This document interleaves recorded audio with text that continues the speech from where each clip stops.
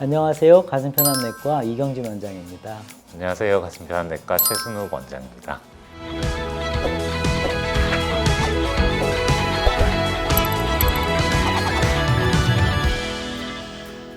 네, 오늘은 그 순환기내과 의사가 도대체 무슨 일을 하는지 그런 것들을 좀 알아보는 그런 시간을 갖겠습니다. 그래서 환자분들도 이제 순환기내과가 어떤 일을 하는 곳이라는 것을 알면은 어디가 불편하셨을 때, 순환기내과를 가야겠구나 이렇게 생각하실 수도 있지만 오늘 또 이 영상을 보시고 도움이 되실 분들은 의대를 지망을 해서 이제 나중에 의사가 되고 싶다.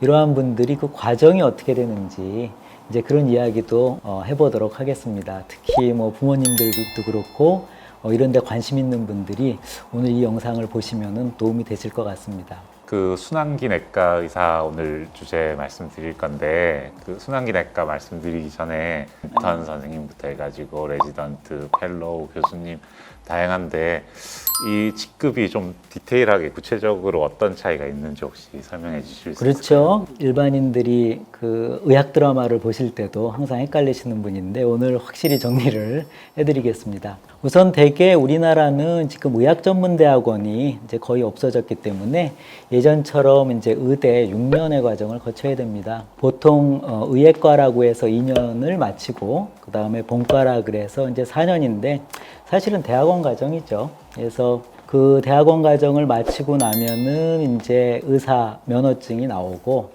그때 이제 처음으로 병원에서 근무를 하면서 여러 과를 이렇게 돌면서 각 과의 특성이 어떤지 이러한 것들을 파악하면서 수련을 하는 1년 정도의 과정을 인턴이라고 합니다.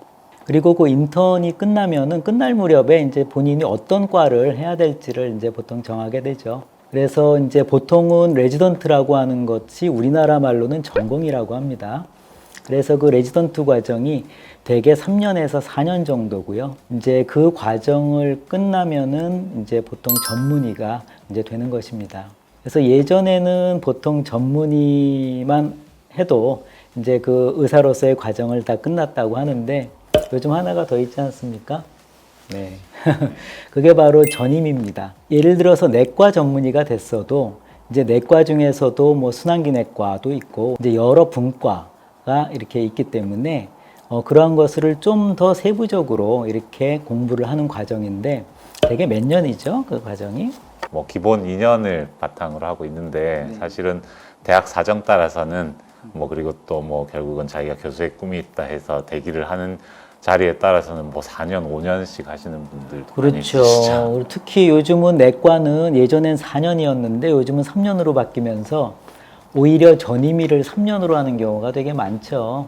그래서 이제 그 과정을 끝나면은 이제 한 사람의 의사로서 일을 시작하게 되는 것이고 그 이후에 보통 이제 교수가 되거나 아니면은 이제 개원을 하거나 이런 과정을 거칩니다. 그래서 지금 그 더하기를 해봐야 되는데 의대 6년, 그 다음에 인턴 1년, 그 다음에 전공의를 4년으로 하고, 그 다음에 펠로우 2년을 하고, 남자 같은 경우는 그 중간이나 아니면 전임의를 마치고 또 군대를 만 3년 갔다 오나요, 요즘은? 그렇죠. 예. 3년 하고 훈련소 기간 따로. 훈련소 기간은 따르죠. 그래서 남들은 요즘 뭐 1년 반 정도 하는데, 이제 군의관들은 보통 36개월을 꽉 채우고, 또 한 달 내지 2달의 그런 훈련 기간을 갖게 됩니다. 이거 다 더하면 몇 년이죠, 이게?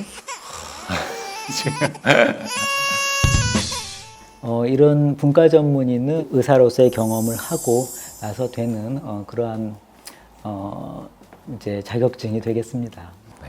그 아까 뭐 순환기내과 전문의, 내과 전문의 과정 잠깐 말씀해 주셨는데 뭐 내과 전문의 자격 또 분과 전문의 자격 이런 게 뭐 발급되는 기간이나 뭐 그런 차이가 혹시 있을까요? 그러니까 일반적인 전문의는요 거의 평생 그 유지가 이렇게 되는 거고요. 최 원장님도 그렇고 저도 그렇고 이제 내과 전문이면서 또 전임의를 하고 또 그 시험을 봤기 때문에 이제 분과 전문이지 않습니까? 근데 분과 전문의는 학술 대회를 1년에 뭐 몇 번을 참석하고 뭐 이런 어떤 그 점수 기준이 있어서 그러한 것들을 다 채우고 그러니까 5년에 한 번씩 갱신이 되는 걸로 되어 있습니다. 그래서 사실은 내과 전문의를 유지하는 거는 그렇게 어렵지는 않은데 뭐 기본적인 뭐 평점 같은 거는 유지해야 되지만 이 분과 전문의는 5년에 한 번씩 이렇게 갱신을 하기 때문에 그건 조금 귀찮더라고요. 네. 가족들 중에서도 의사 아닌 분들은 휴일에도 그렇게 공부를 네. 이런 말을 많이 하는데 휴일에 네. 공부를 진짜로 좋아하시는 분도 있고 또 요즘은 하도 의학이 빨리 바뀌기 때문에 공부도 해야 되지만 또 공부를 해야 되는 이유가 그런 어떤 자격증을 유지하기 위해서 해야 되는데 사실 의사들이 이런 자격증을 유지하는 게 굉장히 까다로운 그런 직업군인 것 같습니다. 혹시 뭐 일반인들이 뭐 자기가 이제 좀 전문 분야 진료를 받고 싶다 할 때 뭐 간단하게 뭐 확인을 하고 갈 수 있는 그런 팁 같은 게 있으실까요? 매우 간단합니다. 그 홈페이지나 아니면 이렇게 간판을 이렇게 보시면은요.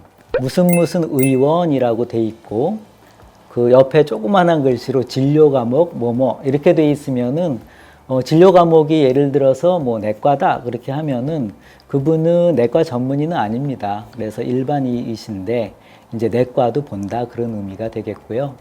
무슨 내과 의원, 그 과가 의원 앞에 있는 그런 경우, 무슨 성형외과 의원, 뭐 이런 경우가 보통 전문의가 하는 병원이라고 보시면 되고요. 이건 법으로 그렇게 하라고 정해져 있기 때문에 반드시 지켜야 되는 것이라 그런 것들을 참고하시면은 도움이 될 것 같습니다. 지금 저희 이제 채널 보시는 뭐 의대생이나 또 뭐 예비 의사들 혹은 또 뭐 의대를 꿈꾸는 학생들의 학부모님들 드리고 싶은 말씀 원장님 있으신가요 혹시? 꼭 드리고 싶은 말씀은 좀 이상한데 제가 생각하기에는 대부분 점수에 따라서 이렇게 의대를 가는 경우가 굉장히 많죠. 의사가 아주 똑똑할 필요는 없지만 굉장히 인성도 좋아야 되고 그 자기가 하는 일이 생명을 이제 다루는 일이라는 것들을 확실히 알고 그 일을 하고 싶어 하는 사람이 좀 했으면 좋겠습니다. 그리고 요즘 제일 문제가 또 의사가 되고 나서는 제일 인기가가 아시죠? 요즘 내과가 인기가가 아닌데 왜 인기가가 아니죠? 뭐 아무래도 이제 뭐 의료 수가 등등 문제로 해서 뭐 의사들 사이에서도 경제적인 뭐 수입 면의 차이도 많이 있고 본인들의 워라밸도 뭐 생각을 하고 해서 힘든 거를 좀 기피하다 보니까 그런 거 아닐까 싶은데요. 맞습니다. 그래서 이제 목표의식이 확실한 그런 사람들이 이제 의사가 되면은 그런 일이 적을 텐데 대부분은 그런 의학적인 거 외에 그런 목표 때문에 이제 과들이 굉장히 불균형을 이뤄요. 그래서 사실 내과가 굉장히 의사들이 많이 필요한데 요즘은 내과를 지원하는 사람도 적고 사실 순환기 내과는 뭐 저희 2년 전임의하는 도중에 거의 매일 밤샜지 않습니까? 네. 그래서 그런 것들을 기피를 합니다. 특히 흉부외과는 어떤 것 같으세요, 요즘? 뭐 사실 저희들끼리 농담으로는 이제 심장 수술은 다음에 뭐 인도나 파키스탄 가서 받아야 되는 거 아니냐 막 이런 이야기까지 나올 맞습니다. 이러한 것들이 좀 고쳐져야 되는데 좀 잘못된 접근을 하는 게 그럼 의사 수만 늘리면 된다 이렇게 생각을 하시거든요. 근데 그런 것들이 무조건 의사 수만 늘린다고 되는 게 아닙니다. 의학전문대학원이 왜 없어졌냐 하면은 원래는 다양한 전공을 한 사람들이 의사가 돼서 기초의학을 하라고 원래는 만든 건데 거길 나온 분들의 상당수가 이 전공이 레지던트 과정을 하지 않고 피부 미용이라든지 뭐 이런 쪽으로 많이들 진출을 하셨기 때문에 의사 수가 늘어도 정작 필요한 흉부외과나 뭐 이런 쪽은 별로 늘지 않지 않았습니까? 네, 그래서 이러한 뭐 소위 기피과라고 하는데 그러한 부분이 제도적으로도 지원을 할 수 있게 돼야 되고요. 또 의사가 되려고 하는 분들이 적어도 뭐 요즘 뭐 의학 드라마 보니까 바이탈을 다루는 게 멋있어 보인다 뭐 이런 얘기도 하시지만 하여튼 그런 거를 다루는 의사들이 많이 좀 나왔으면 좋겠습니다. 아무튼 이제 오늘 저희가 이렇게 이야기한 것이 뭐 일반 분들도 도움이 되셨으면 좋겠지만 특히 우리나라 앞으로의 그런 의학을 책임질 그러한 분들에게 도움이 좀 됐으면 하는 바람입니다. 저는 가슴편안내과의 이경진 원장이었습니다. 네, 감사합니다. 가슴편안내과 최순욱 원장이었습니다. 네, 감사합니다.